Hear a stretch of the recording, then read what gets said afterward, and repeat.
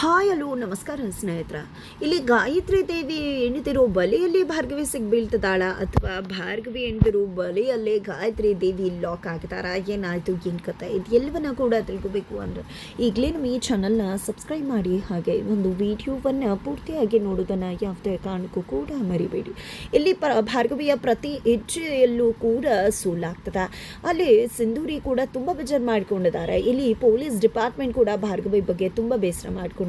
ಯಾಕಂದರೆ ಭಾರ್ಗವಿ ಇಟ್ಟ ಪ್ರತಿ ಹೆಜ್ಜೆಯೂ ಕೂಡ ಸೋಲನ್ನೇ ಅನುಭವಿಸ್ತಿದ್ದಾರೆ.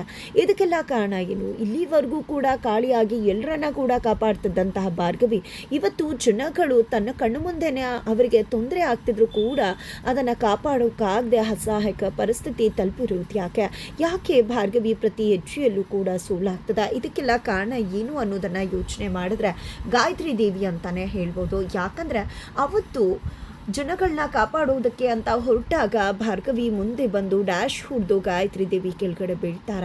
ಅವತ್ತು ಕೂಡ ಗಾಯತ್ರಿ ದೇವಿಯ ಕಾರಣದಿಂದನೇ ಆ ಜನಗಳನ್ನು ಕಾಪಾಡೋದಕ್ಕೆ ಭಾರ್ಗವಿಯಿಂದ ಸಾಧ್ಯ ಆಗುವುದಿಲ್ಲ. ತದನಂತರ ಕೂಡ ಇಲ್ಲಿ ಗಾಯತ್ರಿ ದೇವಿಯ ಜೊತೆಯಾಗಿ ಭಾರ್ಗವಿ ಹೊರಗಡೆ ಬಂದಿದ್ದಾಗ ಜನಗಳನ್ನು ಕಾಪಾಡ್ತೀನಿ ಅಂತ ಹೋದಾಗ ಅಲ್ಲೂ ಕೂಡ ಗಾಯತ್ರಿ ದೇವಿ ತನಗೆ ಪಾನಿಕ್ ಅಟ್ಯಾಕ್ ಆಯಿತು, ಎಲ್ಲ ಕೂಡ ನೆನಪಾಯಿತು. ಆಕ್ಸಿಡೆಂಟ್ ವಿಷಯ ಹೇಳ್ತೀನಿ ಅಂತ ಹೇಳಿ ಭಾರ್ಗವಿಯನ್ನು ತಡೆದು ನಿಲ್ಲಿಸ್ಕೋತಾರೆ. ಆಗಲೂ ಕೂಡ ಭಾರ್ಗವಿ ಜನಗಳನ್ನು ಕಾಪಾಡೋದ್ರಲ್ಲಿ ಸೋತು ಹೋಗ್ತಾಳೆ. ಕೊನೆಯದಾಗಿ ಈ ಬಾರಿ ಕೂಡ ಇಲ್ಲಿ ಗಾಯತ್ರಿ ದೇವಿ ಯಾವುದೋ ಒಂದು ಪಾಳು ಮನೆಯಲ್ಲಿ ಬಿದ್ದಿರ್ತಾರೆ. ಅದನ್ನು ನೋಡಿದಂಥ ಭಾರ್ಗವಿ ಎಚ್ಚರ ಮಾಡೋದಕ್ಕೆ ಹೋದಾಗ ಅಲ್ಲಿಯೂ ಕೂಡ ರೌಡಿಗಳು ಭಾರ್ಗವಿ ಹಿಂದೆ ಹೊಡೆದು ಆ ಜನಗಳನ್ನು ಕರ್ಕೊಂಡು ಹೋಗ್ಬಿಡ್ತಾರೆ. ಈ ಕಡೆ ಭಾರ್ಗವಿ ಕಣ್ಣಿದ್ರೆ ಜನಗಳಿಗೆ ತೊಂದರೆ ಆಗ್ತದೆ. ಕಾಪಾಡಬೇಕಾದ ಭಾರ್ಗವಿ ಅಸಹಾಯಕ ಪರಿಸ್ಥಿತಿಯನ್ನು ತಲುಪಿದಾಳೆ.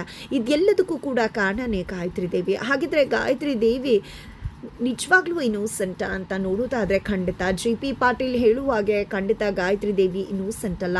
ಅವರ ನಿಜ ಬಣ್ಣನೇ ಬೇರೆ ಇದೆ. ಆದರೆ ನೋಡೋದಕ್ಕೆ ತುಂಬ ಇನ್ನೋಸೆಂಟ್ ಆಗಿ ನಾಟಕ ಮಾಡ್ತಿದ್ದಾರೆ. ಎಲ್ಲವನ್ನ ಕೂಡ JP ಪಾಟೀಲ್ ಮೇಲೇ ಹೊರಿಸ್ತಿದ್ದಾರೆ. JP ಪಾಟೀಲೇ ನನಗೆ ರೀತಿ ಮಾಡಿದ್ದು, JP ಪಾಟೀಲೇ ನನ್ನ ಸಾಯಿಸೋಕೆ ಬಂದಿದ್ದು, JP ಪಾಟೀಲ್ ನೋಡಿದ್ರೆ ನನಗೆ ಭಯ ಆಗತ್ತೆ ಅಂತೆಲ್ಲ ನಾಟಕ ಮಾಡ್ತಿದ್ದಾರೆ. ಆದರೆ JP ಮಾತ್ರ ಈಕೆ ನಿಜಕ್ಕೂ ಮುಖವಾಡ ಹಾಕೊಂಡಿದ್ದಾಳೆ. ಇವಳು ನಿಜವಾಗ್ಲೂ ಒಳ್ಳೆಯವಳಲ್ಲ, ಇವಳು ಕೆಟ್ಟವಳು, ಕೆಟ್ಟ ಮನಸ್ಸಿನ ಹೆಣ್ಣುಮಗಳು. ಇವಳು ಮಾನಸಿಕವಾಗಿ ಎಷ್ಟು ಕೆಟ್ಟವಳು ಅನ್ನೋದು ನನಗೆ ಮಾತ್ರ ಗೊತ್ತು. ಜೊತೆಗೆ ಅವತ್ತು ರವೀಂದ್ರ ಇವಳ ಪರ ನಿಂತು ಮೋಸ ಹೋದ, ಇವತ್ತು ಮಗಳು ಭಾರ್ಗವಿ ಅವಳ ಪರ ನಿಂತು ಮೋಸ ಹೋಗ್ತಿದ್ದಾಳೆ.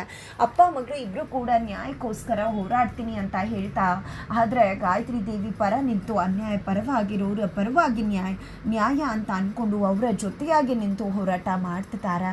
ಇಲ್ಲಿ ಗಾಯತ್ರಿ ದೇವಿ ಒಬ್ಬಳ ಉಸಿರು ಒಳ್ಳೆಯವಳು ಅಂತೆಲ್ಲ JP ಪಾಟೀಲ್ ಹೇಳ್ತಿದ್ದಾರೆ. JP ಹೇಳುವಾಗೆ ಖಂಡಿತ ಗಾಯತ್ರಿ ದೇವಿ ಅತಿ ವಿನಯಂ ಧೂರ್ತ ಲಕ್ಷಣಂ ಅನ್ನೋ ರೀತಿಯಲ್ಲಿ ನಾಟಕ ಮಾಡ್ತಿದ್ದಾರೆ ಅಂತಾನೆ ಅನ್ನಿಸ್ತದೆ.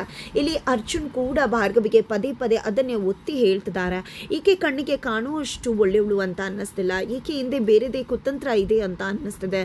ನಾಟಕ ಮಾಡಿಕೊಂಡು ನಿಮ್ಮ ಜೊತೆಯಾಗಿ ಮನೆ ಬಂದು ಸೇರ್ಕೊಂಡಿದ್ದಾರೆ ಅಂತ ಅನ್ನಿಸ್ತದೆ ಅಂತ ಹೇಳ್ತಿದ್ದಾರೆ. ಭಾರ್ಗವಿ ಮಾತ್ರ ಗಾಯತ್ರಿ ಪರವಾಗಿ ನಿಂತು ವಾದ ಮಾಡ್ತಿದ್ದಾರೆ. ಗಾಯತ್ರಿ ದೇವಿ ನಿಜಕ್ಕೂ ಕೂಡ ಒಳ್ಳೆಯವರನ್ನ ಮಾವನಿಂದನೇ ಆಕೆಗೆ ಅನ್ಯಾಯ ಆಗಿರೋದು. ಈ ಮನೆ ಬಿಟ್ಟು ಎಂದೂ ಕೂಡ ಆಕೆ ಹೋಗೋದಿಲ್ಲ. ಆಕೆಗೆ ನ್ಯಾಯ ಸಿಗೋ ತನಕ ಇಲ್ಲೇ ಇರ್ತಾರೆ, ನಾನು ಕೂಡ ಅವರ ಜೊತೆಯಾಗೆ ನಿಂತ್ಕೊಂಡಿರ್ತೀನಿ ಅಂತ ಭಾರ್ಗವಿ ಹೇಳ್ತಾರೆ.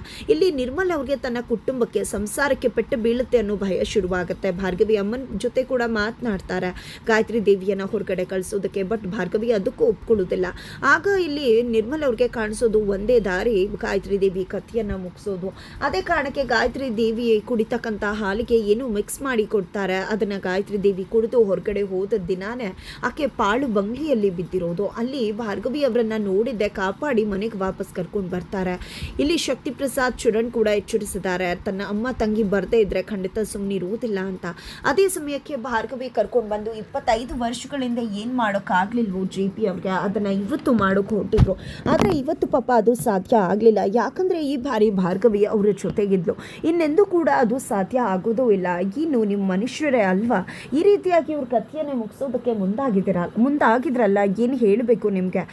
ಈ ಭಾರ್ಗವಿ LLB ಆಗೋದು ತುಂಬ ಸಮಯ ತಗೊಳ್ಳೋದಿಲ್ಲ ಅನ್ನೋ ಎಚ್ಚರಿಕೆ ಇರಲಿ ಅಂತ ಹೇಳಿ ಎಚ್ಚರಿಸ್ತಾರೆ. ಭಾರ್ಗವಿ ಪೊಲೀಸ್ ಸ್ಟೇಷನ್ಗೂ ಕೂಡ ಕಂಪ್ಲೇಂಟ್ ಕೊಡ್ತೀನಿ ಅಂತ ಹೇಳ್ತಾರೆ. ಆದರೆ ಇಲ್ಲಿ ಗಾಯತ್ರಿ ದೇವಿನೇ ಒಪ್ಕೊಳ್ಳೋದಿಲ್ಲ. ಯಾಕಂದರೆ ನನ್ನ ಕುಟುಂಬ ಇದು, ಏನೇ ಆದರೂ ನನ್ನ ಕುಟುಂಬ ಚೆನ್ನಾಗಿರಬೇಕು ಅಂತ ಹೇಳಿ ಯೋಚಿಸ್ತಾರೆ. ಈ ಕಡೆ ಭಾರ್ಗವಿ ನೋಡಿದ್ರೆ ನೀವು ಇಷ್ಟೆಲ್ಲ ಕೆಡಕನ್ನು ಬಯಸಿದ್ರು ಅವ್ರು ಮಾತ್ರ ನಿಮಗೆ ಒಳ್ಳೇದಾಗಬೇಕು ಅಂತಲೇ ಯೋಚನೆ ಮಾಡ್ತಿದ್ದಾರೆ. ಇಂಥವ್ರಿಗೆ ಈ ರೀತಿಯೆಲ್ಲ ಮಾಡೋದಕ್ಕೆ ಹೇಗೆ ಮನಸ್ಸು ಬಂತು ನಿಮಗೆ ಅಂತ ಹೇಳಿ ಭಾರ್ಗವಿ ಅವರನ್ನೇ ಪ್ರಶ್ನೆ ಮಾಡಿ ಮಾಡ್ತಿದ್ದಾಳೆ.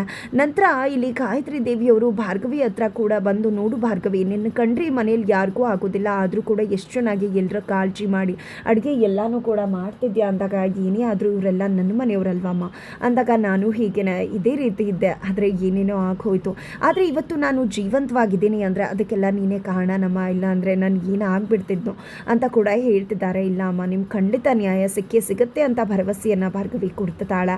ತದನಂತರ ಇದ್ದ ಕಡೆ ಬೃಂದ, ನಿರ್ಮಲಾ, ಸಾಕ್ಷಿ ಮೂವರು ಕೂಡ ಸುಪವಾಗಿ ಪ್ಲಾನ್ ಮಾಡಿದೆ ಅರ್ಜುನ್ ಮತ್ತು ಭಾರ್ಗವಿಯನ್ನು ದೂರ ಮಾಡಬೇಕು ಅಂತ ಯೋಚನೆ ಮಾಡ್ತಿದ್ದಾರೆ.